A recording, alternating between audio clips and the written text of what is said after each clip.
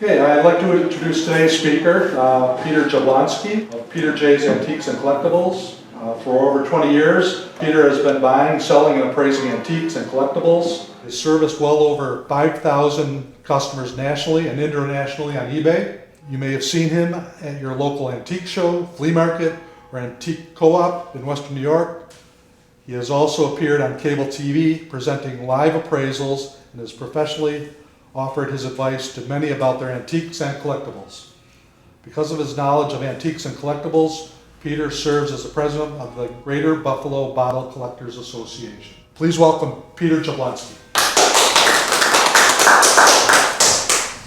So about 10 years ago, I gave a talk to the Lockport Historic Society, and their director introduced me, and she said, "I'd like to introduce Dr. Peter Jablonski." Wow.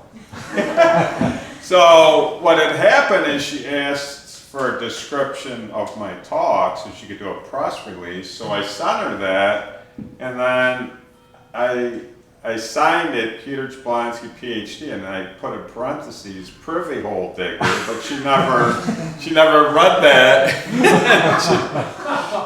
So I grew up on the east side of Buffalo, off of William Metcalf Street. And my dad made wine, so he wanted to go always end of August, early September, when I think it's end of August, when the elderberries are ripe. We went behind the Clinton Bailey Market. I was about 11. He wanted to make elderberry wine, so 20 minutes of picking these things, you get a little bored when you're 11, so I decided to explore the fields, and what I realized is that this was an old dump site, and I was finding bottles, like an Iroquois beer bottle. These were, people had been digging holes, and what's broken or they didn't want, they just kind of left scattered around. So that's how I kind of got interested in bottles and just in history, like where was the business located, and that type of stuff. Since then, I've scoured the bottom of the Niagara River for bottles, scuba diving. I was president of the Metal Detecting Club. But one of my favorite hobbies is to dig outhouse pits. Now, why outhouse pits? Well, in the 1800s, there's no garbage pickup, especially, in the cities. So people would dump their trash into the privies or outhouse. So how do we find them? We use a spring steel rod. It's got to be spring steel because it doesn't bend. And it's got a tip. It's got to have this tip on it. Believe it or not, when the tip wears off, you can't even stick the rod in the ground. So this tip makes it easy to poke through the ground. So if you were the house and this is the backyard, this is the back fence, first thing I would do is hit this corner, then I'd probably try that corner, and then I'd work my way all along. But frequently it's in the back corners of the lot. It could be along the side as well, and sometimes there's no rhyme or reason. It could be smack in the middle of the backyard. It just, you don't know. So anyways, we push this in most places it's only going to go in about a foot. You're hitting clay, right? It's real hard. But you're pushing along, and all of a sudden, whoosh, this thing just plunges all the way in to the handle. Now that doesn't mean that's where the privy is. It just tells you that that's been disturbed or it's soft soil, one of the two. But we pull it out and we look at the tip, and we're looking for ash, because they put ash in there to help reduce the odor. But if it's sinking here, then it should sink in here, here, here, at least about up to there, 4 or 5 feet. If you only hit one spot where it sinks and then the rest is real tight, it's probably not the privy. It should be a good distance, so in both directions. So that is how we locate it using this spring steel rod. Once we locate it, we will lay out 2 tarps. One tarp, we're going to cut the sod out in nice, neat squares, and we lay it out like a puzzle. The way we cut it, we put it on the tarp, nice and thick so the grass stays alive. Then how you doing? On another tarp, we will we'll put the soil. So once we get all the sod out, we start digging. First, maybe 5-6 inches, nice black, rich topsoil, and then we're getting ash, okay? As you start digging, in the ash, we might find some broken shards of china, like that. Or there might be a few fragments of bottles or some bottles. But in general, it's mainly just that ash layer. Once you get through the ash, then you see a change in the soil. It turns back to brown or black. Now you hit the midnight soil. That's where everything decomposed and it's nice fertilizer. But that's where all the trash is. That's called the trash layer. Because anything you threw in, it sank to the bottom. So that's then where we have to start digging real slowly. And we use, actually use a small rod this big, and you just loosen the soil around the bottles. So that's how we find it. That's how we dig the stuff up. Now, buffalo, mainly the pits are wood liners, okay? Depending where you are, usually the wood is rotted, but you'll see fragments of it. In the old First Ward on Hamburg Street, it's the water table's high, and that water table actually preserves that wood. So when we dig, you'll see all of the wood walls in that privy, and it still has a little smell, and it's more of a swampy smell. I'm gonna pass a couple things around.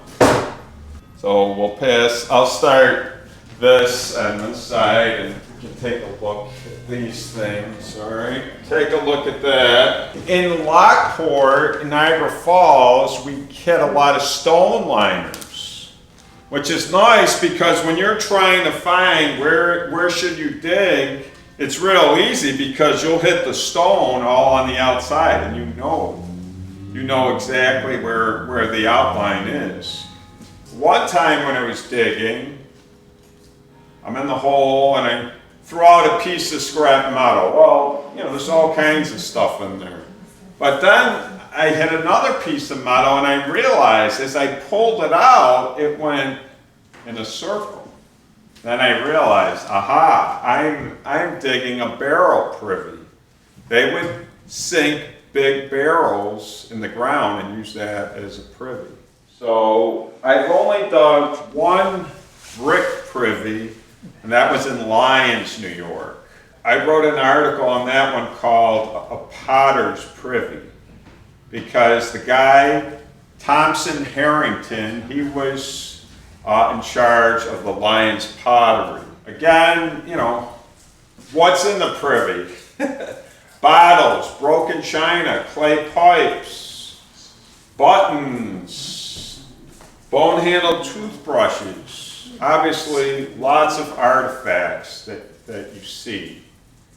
Now, if we're digging in the spring, late fall, we're hitting groundwater.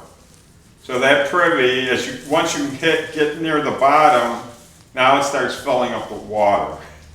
So then we have to bucket it with buckets, because it's very hard to dig in the water. You take a handful, shovelful, and it just is plopping out. So we use buckets. We've tried renting those pumps, and it's just a mess. They actually pump it out too fast, and then they get clogged with the mud. So, all right. Did everybody get to see this, Jen? Okay. You see that? Okay, what's in this jar? Ash? Granular. This is not ash. Anybody? Is it poop? Well, it was at one time, but Did you notice what those little things are in there? White stuff, is it bone? No. Bugs? Is it bugs? No. No farmers in here? Well, it looks, oh, actually, you know what? Whoever said bones, I just noticed there are a couple little bones in there. The little white, yeah. Yeah, you're right. There is a little bone. I'm referring to those light tan things in there. Anybody? Well, I worked on a farm for 3 years. I don't know what you're looking for. Those little light tan things in there. Tomato seeds. All right. now you're cooking. Bill, you win the bottle of bourbon? Well, they're not tomato Oh, though. okay. I'd say they're raspberry. Plus, But you were right, they are seeds, yes. When we dig and we hit the groundwater, you know you're in a privy, those seeds are floating all in there. So, you know, sometimes, like I said, that wood is rotted. So, you know, if you're questioning, well, am I in a privy? Or is this just, sometimes there's basically trash pits in the yard. But that's how you know you're in a privy, when those seeds are floating and you find them, yep. And I heard somebody talking, what did they put in the privy? Mine. Yes. And I actually had a bag of it, and who knows, it could be in a box. But yeah, some privies will find lots of it. I mean, sometimes you don't find any, but you definitely, we will find lime in it. Let's talk about glass for a little bit. Two major glass houses in Western New York, Lockport and Lancaster Glass Works. Okay? This was dug in a privy in Lockport, New York. It is a historic flask. It is the cornucopia in urn. A lot of glass houses would have used the same mold. Okay? Now, what do you need to make glass? You need sand, you need lime, and you need lots of heat. So Western New York, lots of forest at the time, so they could keep the furnaces going, right? About, probably 2,600 degrees. They would carve this shape into like apple wood, some wood that is very hard, and they would, you know, it was like a shop where they'd have young boys working, and they would bring the molten glass to the glass blower. He would stick it into the mold, and then he had the blowpipe, and he would blow into that mold, and it would take the shape. The bottle takes the shape of the mold. Okay? Now you open up the mold, you take a punty rod, okay, and you take some molten glass and you jam it into the bottom of the bottle, and you hold the bottle up, you take shears and you shape the lip, then you snap that rod off, and voila, you have your open panel mark. Now, if you rubbed your thumb real hard against this base, I guarantee you'll cut it easily. They are very jagged marks. Now, sometimes they're so jagged, the bottle won't even stand up because that glass is jagged. So they probably had to file it down a little bit. So historic flasks, they came with lots of presidential figures like Washington, Abe Lincoln, Lafayette. So, and they would be used for political campaigns. Take a swig of whiskey and vote for me. And they come in, you know, beautiful colors. This is what we call the Lockport green. There is a success to the railroad flask, and the first railroads, horses pulled them along the tracks. So there is actually one of the flasks will have a horse, but then they do show one with a locomotive. You know, this is very thin glass, so most of the times if you do find it, it's in shards. I have one called the Traveler's Companion. There's one with a duck on it, and it said, "Will you take a drink? Does a duck swim?"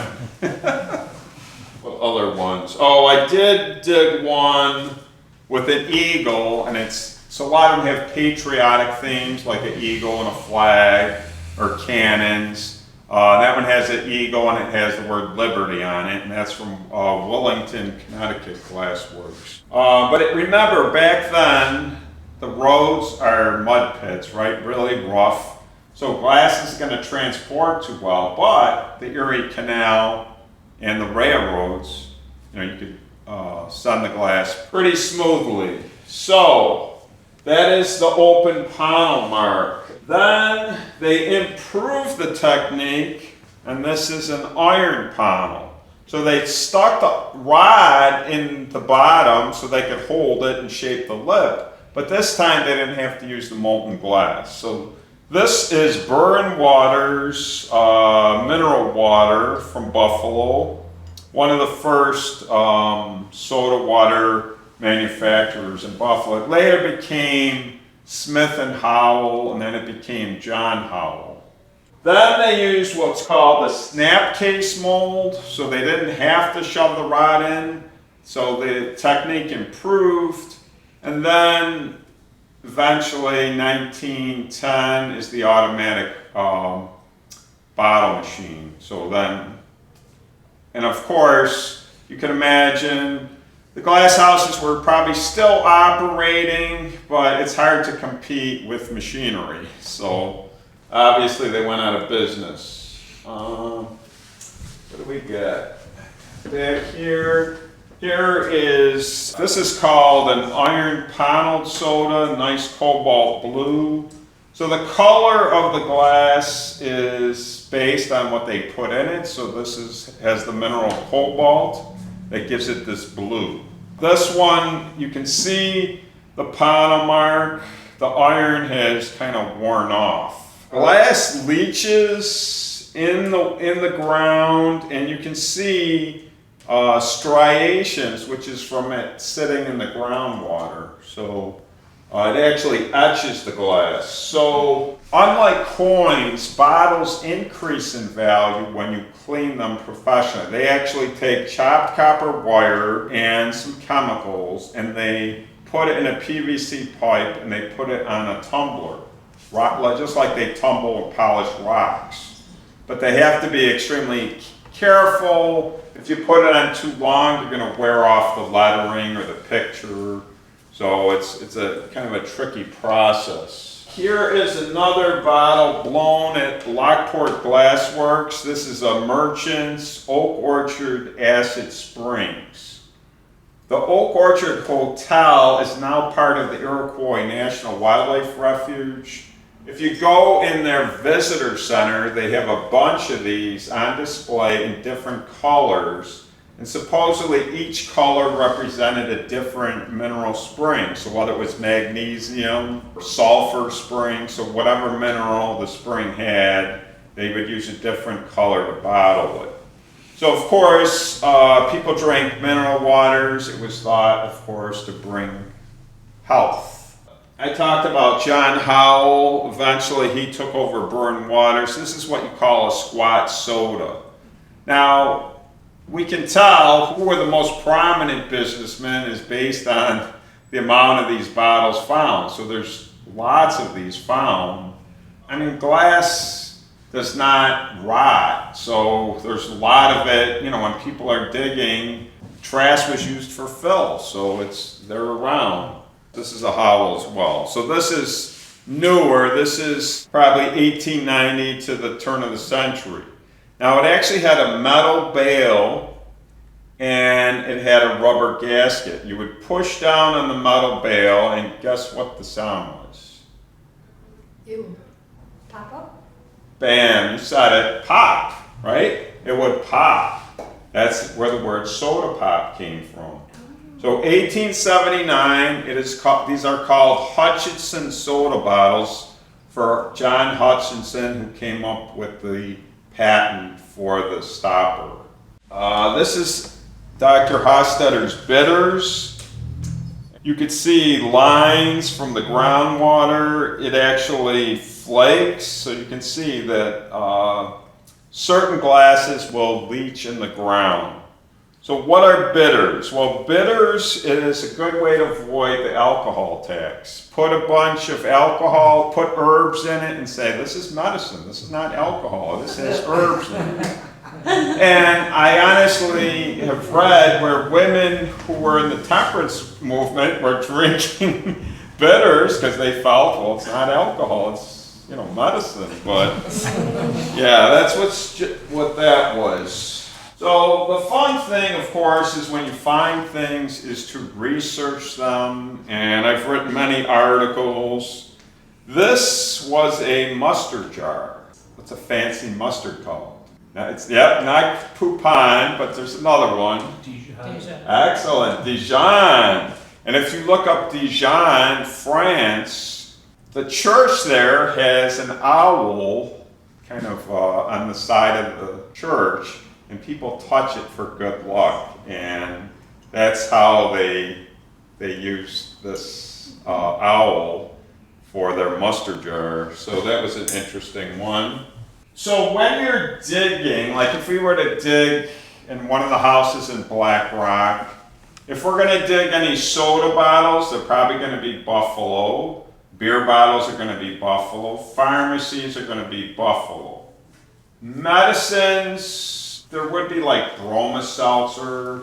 There were some nationally used products like that mustard, but in general, most of the stuff is local. Now, we've dug hotel privies. You can look it up on Google, put Stock Exchange Hotel Privy, and you'll come up with my article. This building is still standing across from the post office. Oh, the stockyard. Yes, it's the Stock Exchange Hotel. My father wrote a book, which I brought, on the East Buffalo meatpacking industry. So that's another one of my talks I could do. But anyways, he said you should try there. So we got permission, and sure enough, we found the privies. And one of the differences between a household privy and the hotels is they are bigger. There's a larger quantity of trash in there. And then when you do dig, some of the bottles, like the sodas, they're from out of town. Like we dug one from Chicago. Now, where did this cattle come from? Out west. They probably came through the Chicago stockyard. Also, I think we got like a Boston pharmacy or something. So we got some bottles that were not from our area. So we were talking about the minerals in the glass. It was actually difficult to make clear glass at the time. You added manganese to make clear glass. Now, if you take a clear bottle that's from that time period and you set it on a windowsill, it's going to turn sun-colored amethyst. Now, what people are doing is they're taking these clear bottles and putting them in a black box and irradiating them, and then they turn a really dark purple. But that's not natural color that you would find. So, 7 Sutherland sisters. It's the hair grower. So if you're not familiar, the 7, I can pass this around, you can take a peek at that. Between the 7 sisters, their hair length was 35 feet. They became part of the Barnum Freak Show. They were dirt poor chicken or turkey farmers in Cambria, New York. The mother died when the girls were very young. The father, to support them, he kind of marketed this hair gook that the mother would put on the girls. Now, when she would send them to school with this gook on their hair, it actually stunk and the kids kind of shunned them. But you can imagine they would travel the world doing their minstrel. They actually would sing too. Back in that time period, when a woman let her hair down, that was erotic. Yeah, just, to find something and research it, and you find this story. So the one time we're digging in Lockport, we finished the hole, we didn't find much. And my friends, it's in the summer, so I gotta sit down and take a break before we start filling it. So he's sitting down and some dirt from the wall fell in and he saw like the edge of a bottle. So he went in there, he got it. It said Wesley Hawkins, Bay City, Michigan. It was a little whiskey flask. Now again, this would not be typical. Somebody had to have traveled to Bay City. It would not be something you'd find at the store in Western New York. So we researched Wesley Hawkins. He had a liquor store in what was called Hell's Half Mile. What's Hell's Half Mile? Brothels and taverns for lumberjacks from northern Michigan and Canada. Now he also had steamboats. He would take people on excursions in the summer for picnics. What was the entertainment for the men? They would get drunk and then they would brawl and fight. Well, apparently when they were coming back, one gentleman did not approve of the fight. Maybe he got beat up a little bit. On the dock of Wesley Hawkins, when they were getting off the boat, he took that mallet and he hit a guy in the back of the head and he killed him. Who was this guy? This guy was the legendary Paul Bunyan. He was a French-Canadian lumberjack, which according to the book, they said he was Paul Bunyan. Now, whether he was or not is another story. But, so lots of fun researching things. This little bottle says Job Moses on both sides. And that's it. So I look it up on the internet, and it said that this was the first abortion medicine. This is called Mrs. Winslow's Soothing Syrup. What was in it was opium. What was it used for? When babies were teething. Now, there's a couple factors. Well, many people were illiterate, so they might have been giving the baby too much, or perhaps the workers, they didn't care if they're putting 1 teaspoon or 5, whatever, they just.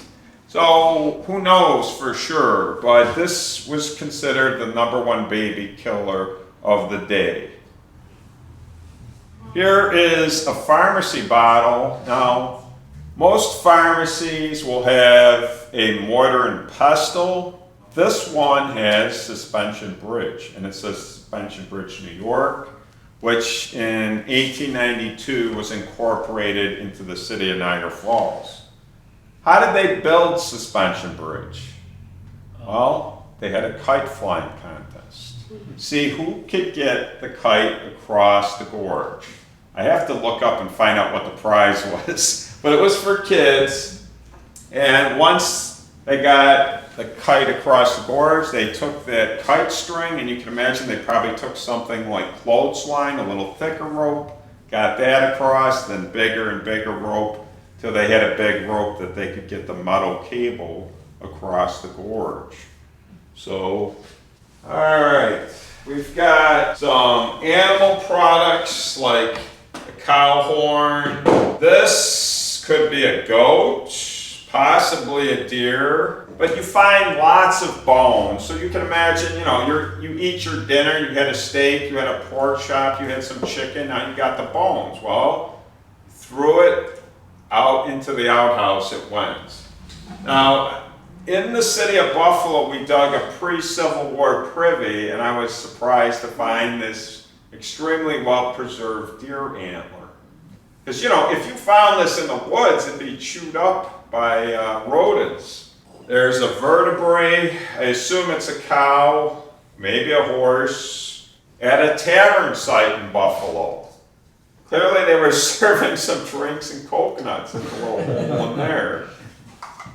Oyster shells. Now there's actually a book just on oysters, which I read because somebody said to. It was pretty interesting, and I already knew this about oysters.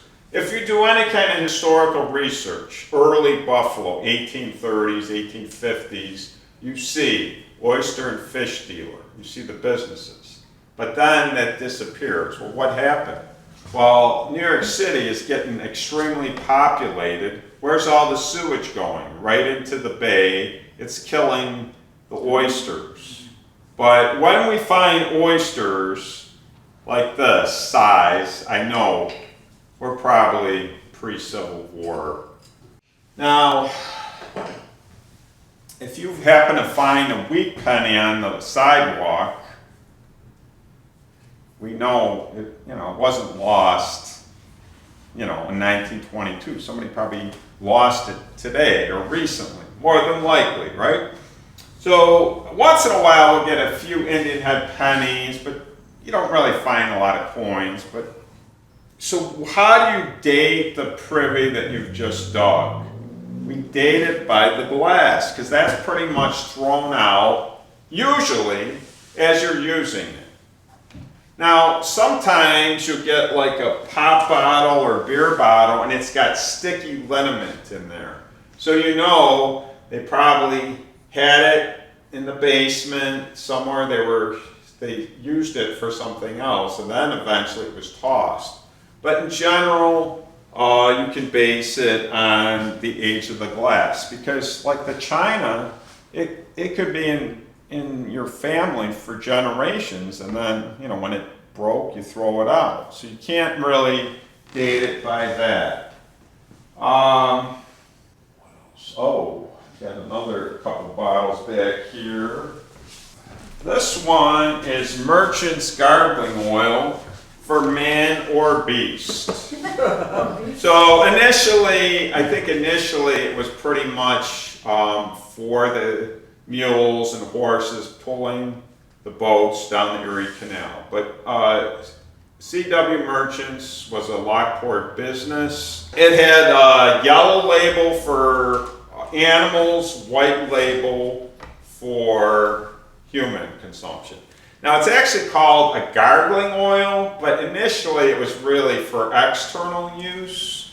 And the bottles will come in many different colors, different sizes. There's actually a picture of the Maid of the Mist, the early Maid of the Mist, advertising Merchant's gargling oil.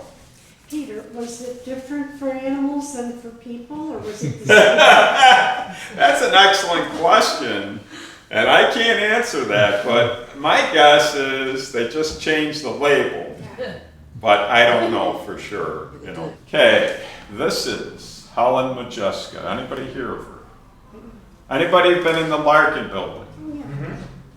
Well, go back in there, and near I think it's the entrance near Tim Hortons, on the wall in a gold picture frame is Helen Modjeska. Why is it there? Because she was a Shakespearean actress. She was from Poland, and she traveled the world doing Shakespearean plays. Well, when she came to Buffalo, John Larkin was enamored with her beauty. So what did he do?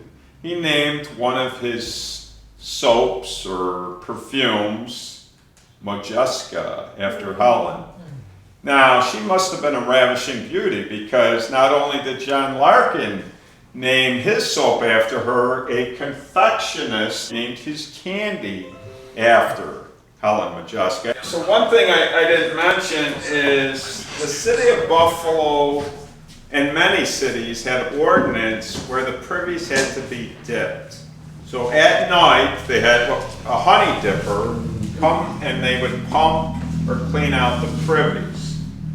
So when we dig a privy, most of them are all dipped, so usually there's not a lot in them. But the corners, the very corners, that's where we frequently find stuff, because they probably couldn't reach the stuff. But right in the center, a lot of that has been dipped out. Clay pipes. So this is a court jester, or kind of looks like Punch and Judy type of thing. So as they smoked them, the stems would break till eventually they just got to the bowl. So mostly what we find are the bowls. Now when we dug in the first ward, we were digging these Irish. This is a lyre with the crown, one of the symbols for Ireland. Another one says home rule, which is the Irish saying, British, get the heck out of Ireland, this is our country, right? A lot of them are patriotic, so this one has an American flag and a nice clipper ship. But the maker on this one is Glasgow, Scotland. You can tell the age. This would be an older one. It's much narrower opening, because when the tobacco was more expensive, you know, they couldn't afford it, so they kept the pipe bowl smaller, and then they got bigger.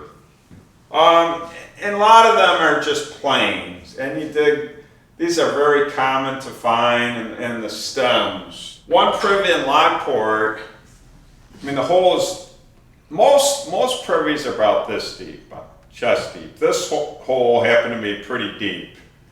So my friend's down in the hole, and I'm lowering a bucket with a rope, and he would fill it with the dirt, but he was actually putting the clay pipes aside, the bowls. But even then, I was dumping the buckets out, and there were still more bowls. There was just, I think we ended up at like 30, but there was actually like 5 or 6 intact pipes. So why? I think people dropped them. They could have been drunk, and they dropped them in. This display right here, there's actually an archaeology merit badge now. So we worked with the Boy Scouts, and we were doing, can't think of the name of the hotel, but it was on Ohio and Chicago, and it kind of was, it came to a point. The Harbor Inn? Harbor Inn, that's it. So anyways, lice combs, they're real fine for combing out lice. There's actually, what's neat is there's a button with a Navy anchor, thank you. Looks like it says home rule, that one shard. There is New York Central Hudson River Railroad baggage tag. There's an 1870 2-cent piece. There's probably a room key, doll head. There's token.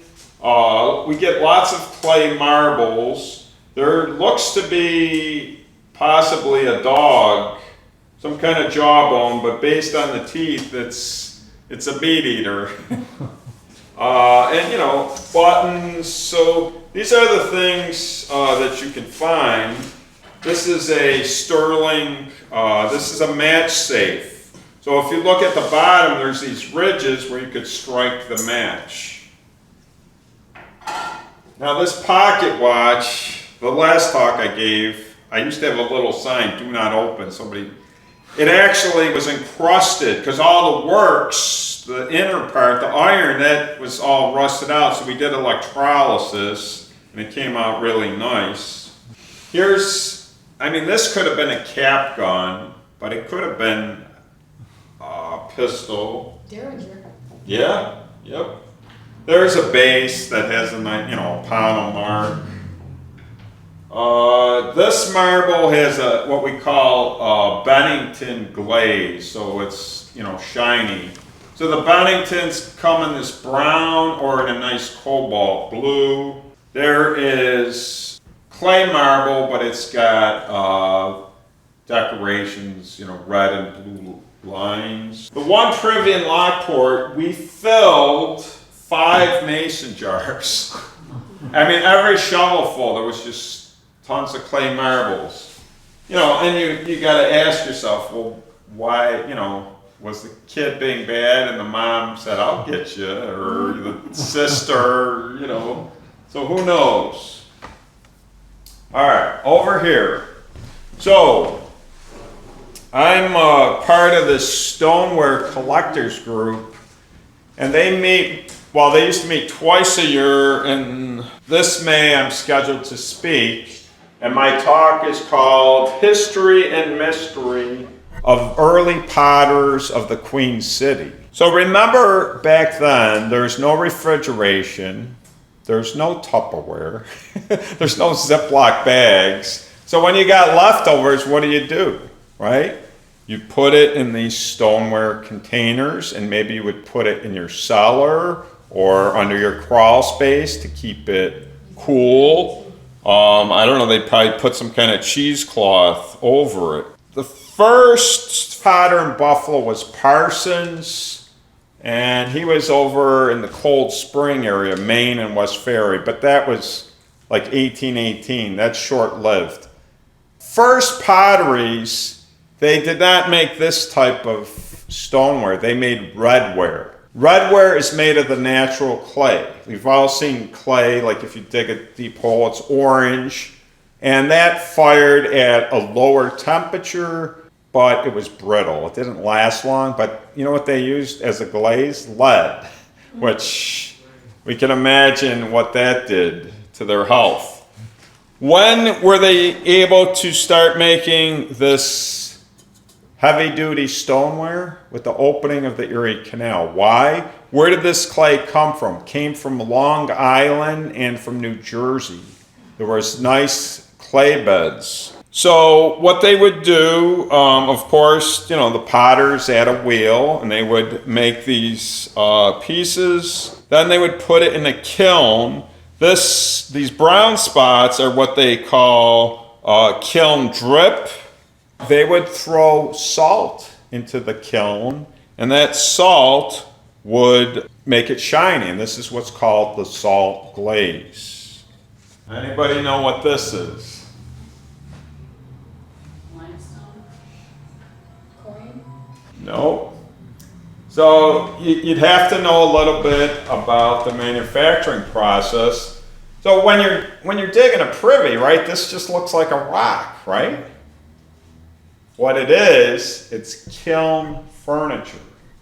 When you had to burn that kiln, I believe it's like 3,200 degrees for at least probably 2 days, 48 hours, okay? So if you're gonna be burning that kind of fuel, you're gonna get the most bang for your buck. So they would stack that kiln with these crocks and jugs, stack them up as high as you can. You can't put them on a wood shelf, the shelf's gonna burn, right? So they would take this, and then you put these spacers and stack one and stack them up. But when I was digging in Lyons, New There was a Lyons pottery. I was digging up these, but also some in rectangular pieces. But you notice here, there had to have been something, but if you look at it, you could see the glaze. It's got some of the glazing on it. One of the first potters in Buffalo was Godfrey Heiser, and he had his brothers, John Heiser as well, and Henry, and they also had a brewery. So what we're figuring is this. You're not brewing beer in Buffalo in July and August. It's way too hot. The beer's gonna spoil. They had to brew it in the fall and, you know, colder months because the beer would spoil. You don't have the ice.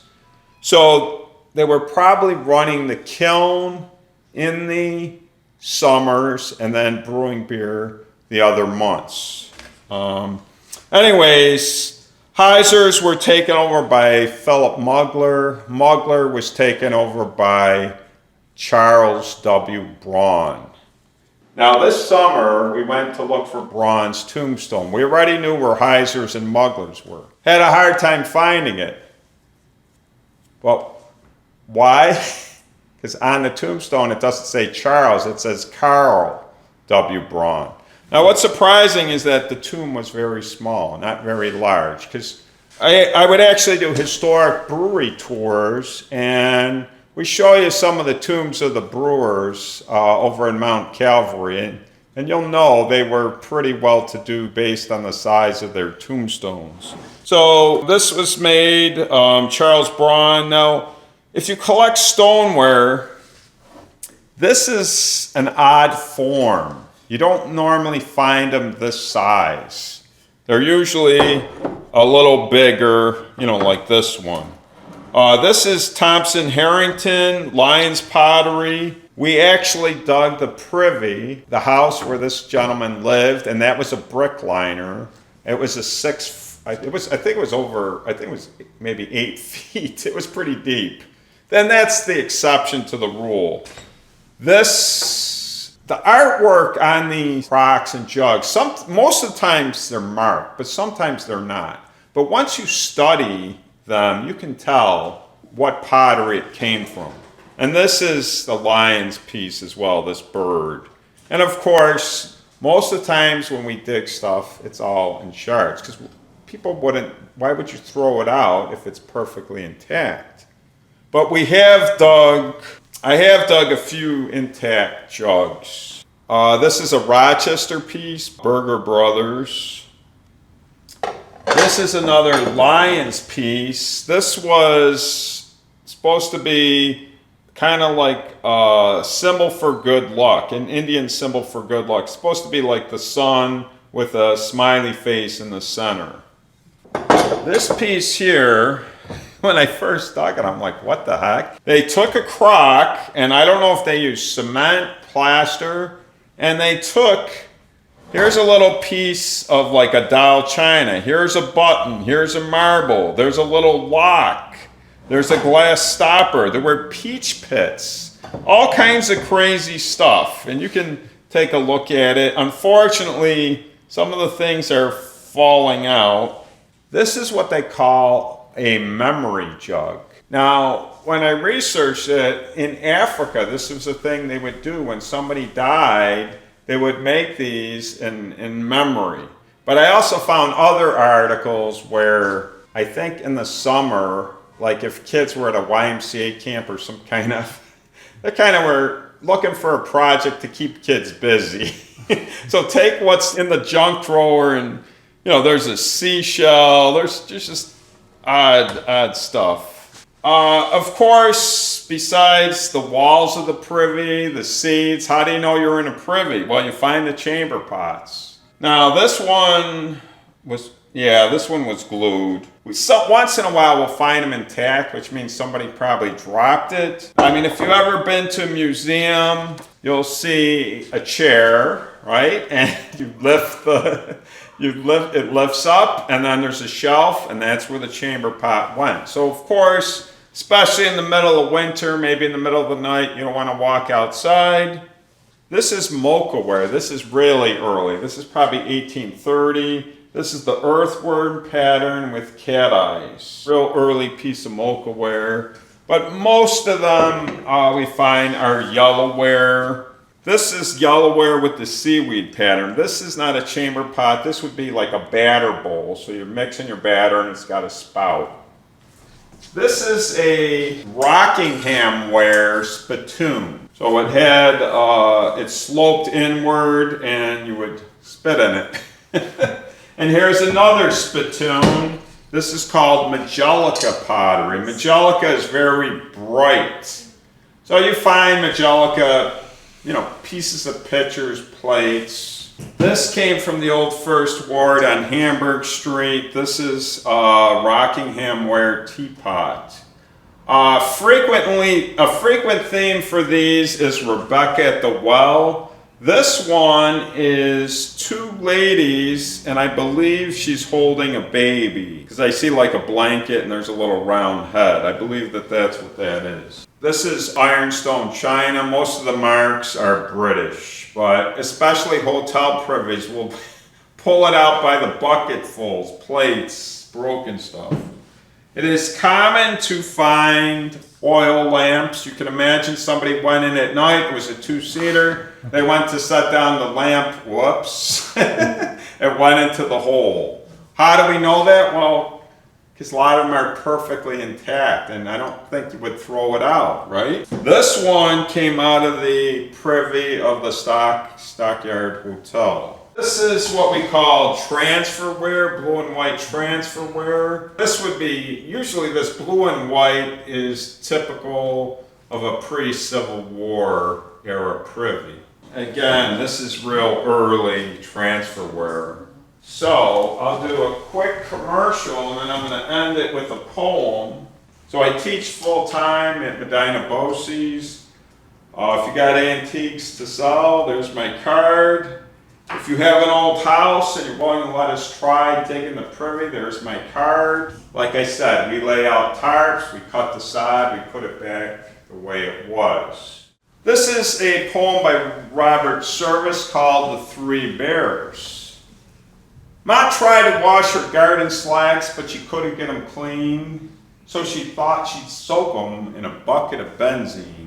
It worked all right. She wrung them out, then wondered what she'd do with that bucket load of highly explosive residue. She knew that it was dangerous to scatter it around, for Grandpa liked to throw his lit matches on the ground. Somehow she didn't dare to pour it down the kitchen sink. What the heck to do with it? Poor Ma just couldn't think. Then nature seemed to give the clue, as down the garden lot she spied the edifice that graced a solitary spot. Their palace of necessity, the family, joy, and pride, enshrined in morning glory vine with graded seats inside. Just like that cabin Goldilocks found, occupied by three, but in this case, bear was spelled B-A-R-E. A tiny seat for baby bear, a medium for Ma, a full-size section sacred to the bear of Grandpa. While Ma was mighty glad to get that worry off her mind, and hefting the bucket so combustibly inclined, she hurried down the garden to that refuge so discreet, and dumped the liquid menace safely down the center seat. Next morning, old Grandpa arose. He made a hearty meal, and he sniffed the air and said, "By gosh, how full of beans I feel! Darned if I ain't as fresh as paint, my joy will be complete with just a quiet session on the usual morning seat, to smoke me pipe and meditate, and maybe write a poem, for that's the time when bits of rhyme get jigging in my dome." He sat down on that special seat, slick shiny by his age, and looking like Walt Whitman, a silver-whiskered sage. He filled his corncob to the brim, and he tapped it snugly down, and he chuckled, "Of a perfect day, I reckon this a crown." He lit the weed, it soothed his need. It was just so soft and sweet. And then he dropped the lighted match clean through the middle seat. His little child, Rosalind, cried from the kitchen door, "Oh, Ma, come quick, there's something wrong. I heard a dreadful roar. Oh, Ma, I see a sheet of flame, it's rising higher and higher. Oh, Mommy dear, I sadly fear our comfort cot has caught on fire." Poor Ma was thrilled with horror at the words of old Rosalind. She thought of Grandpa's matches and that bucket of benzene. So down the garden, geared on high, she ran with all her power. For regular was Grandpa, and she knew that it was his hour. Then, grasping, gasping Rosalind, she peered into the fire. A roaring, soaring furnace now, perhaps Grandpa's funeral pyre. But as them twain expressed their pain, they heard a hearty cheer. Behold the old rapscallion squatting in the duck pond near. His silver whiskers singed away, a gosh almighty wreck, with half a yard of toilet seat wrapped around his neck. He cried, "Say folks, did you hear the big blowout I made? It scared me stiff. I hope you once wasn't too much afraid. But now I'd best be crawling out of this dog-gasted wet.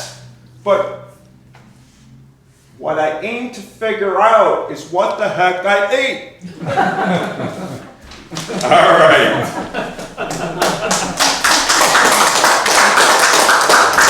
Any questions? I have a three-part question. What is the most valuable artifact you found? Where was it? And who owns it? I mean, if you're excavating on somebody's property, does a finder keep it, or So does that become an issue at any point? here's the thing, it's like an all-day process. I mean, basically, we usually get permission from people who are interested in history, who really, you know, or they just say, okay, you can do it, and they don't really care. But, I mean, are we willing to give away some of the items we find? Yes, we are. But, you know, I mean, let's face it, sometimes you dig, you know, 6 feet and you might get one nice bottle. The person says, I want it. Well, I'll say, give me your hammer. You know, I mean, it kind of, but we work it out, really. We're like 1 month I did a month-long display at the Seymour Library in Brockport. You see, I mean, it's a living museum, just like your stuff here. You know, it's so. Can you imagine in 100 years when they dig up plastic bottles? How disappointing that's going to be in another 100 years? How sad. How sad. Yeah. Well, they can get a nickel for them though. Yeah, I mean, it's a labor of love. You just gotta enjoy the history because, you know, a lot of them we dig and everything will be just broken. Or, you know, a lot of times what's intact is just bottles with no name that aren't even that old. So it's, but, you know, the other thing is like in Lyons with the house, it's 1840. The first privy is like turn of the century. So I'm like, there's got to be another one. Because I just know based on what you're finding. So I found another one. Damn it, it was the same age as the first one. But I'm like, there's got to be another one. This house is old. Where's the older stuff? So I did find the third one. About what year do you stop finding stuff? Oh, you mean like when there is no privy? Yeah, when does this vintage end, when there's no more buried stuff in the ground? Well, I mean, I'm sure every town is different as far as when they put the indoor plumbing in. So here's something we find, like in Lyons, what we were finding is we'd find that privy and it's real close to the house. Well, as we start digging, also we notice there's a pipe coming from the house into the privy. And what my friend figured is they probably got indoor water before they got sewers. So then they probably just would, you know, have like a toilet and flush it out into the outhouse. Well, then maybe it was the beginning of a septic system. Yeah, could have been. Yeah, so maybe they started before sewers. But so you can imagine each city, it's going to be a different time. But basically, I would say, you know, 1900, any house 1900 and earlier probably has a privy. You know, once you start getting past that, and again, it just, I'm sure too, people, it wasn't free. I don't think it was free to have the sewer put in, right? So, but I mean, you know, I'm sure eventually it became law where you had to have it, but it just depends. But basically, use that. Now, also, like Lockport, when you look at the records, it'll say, what year is the house? 1900, 1900. Well, why are they all 1900? Supposedly, I think the records burned. So they just estimate. So in other words, they don't really know. But if you know architecture, then you can estimate, you know, what year the house is built. So, but you know, it's a time capsule, kind of shows you what the people who lived there used. Yeah, it's sort of a bigger archaeological question. I've been doing some research lately on the western end of Skagit Creek, which is here in Black Rock. And the western end of the creek, west of Grant Street, used to be sort of almost a wide harbor that was off of the Erie Canal. And it was used up until like maybe around 1900. And then it was all filled in over the course of about 15 years. So some of it was filled in by industry. So they probably used byproducts of industrial, production, but also some of it was used for a city dump, like at the end of Dart Street. And And there's actually an old newspaper article where the reporter went to the dump and interviewed some of the people who were picking through the things, trying to find anything that was valuable. And I'm wondering, if there was ever an archaeological dig at a place like that, I mean, would they call you? Or Oh, how I'm not an archaeologist, so, Uh-huh. they would probably call University of Buffalo. Like, They just had an article on the Michigan Street Baptist Church, so, and obviously, some people would say, you're robbing history, but, I mean, every house, some cities, right, that every house is old, right? You go through some old towns, every house had a privy. So, you know what I mean? Unless Abraham Lincoln or somebody historic lived there, it's not really that historic. You know what I'm saying? It's not historically significant. It's trash. But obviously, you can research it and use it for, And that's what I like to educate people about this, because, unfortunately, where's all the artifacts when they dug what's now the Key Bank Arena, right? Where did all that go? Right? We don't see it on display in some museum.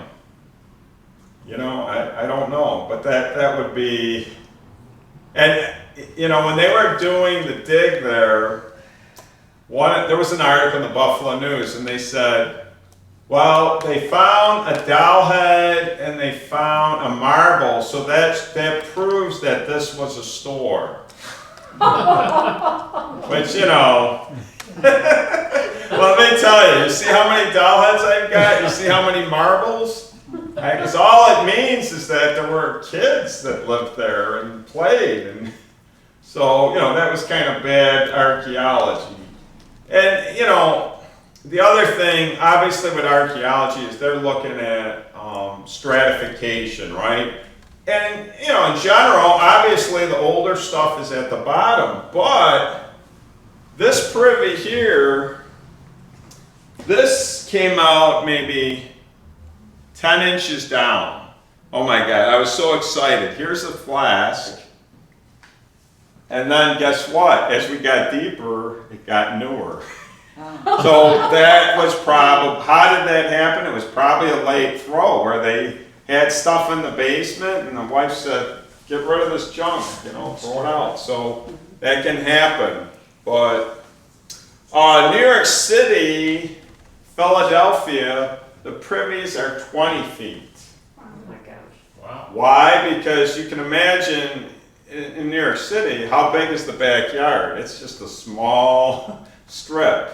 So they dug the hole once, and that's it. That was meant to last. But you can imagine in our area what they would do. Sometimes if it filled, they would actually dig a new hole, move the structure. But, I mean, in general, they were dipped. So, a lot of times you have a yard, it's super small, like as big as where you're sitting, and you can't find the privy. Well, where is it? Could be underneath the garage, could be under a shed. A lot of times that could have been the original farmhouse that owned acres, but that land got subdivided. So there's a lot of, who knows, they could have shared it, I mean, there's a lot of reasons. But Well, do you ever run into a situation where you're digging and you say, oh, well, this is significant and maybe you should call in UB? Do you ever run into a situation like that? we haven't, but I mean, if you find a skeleton, but we haven't found that yet. Yeah. All right. Well, I will be around if you have any questions. Yeah, well, thank you very much, Peter. It's been a great kickoff for our fall speaker series. I want to thank Janine Barron, our program manager, for bringing you here today. We really appreciate all the work she's done. Again, check out our lineup for the coming month. Thank you all for coming.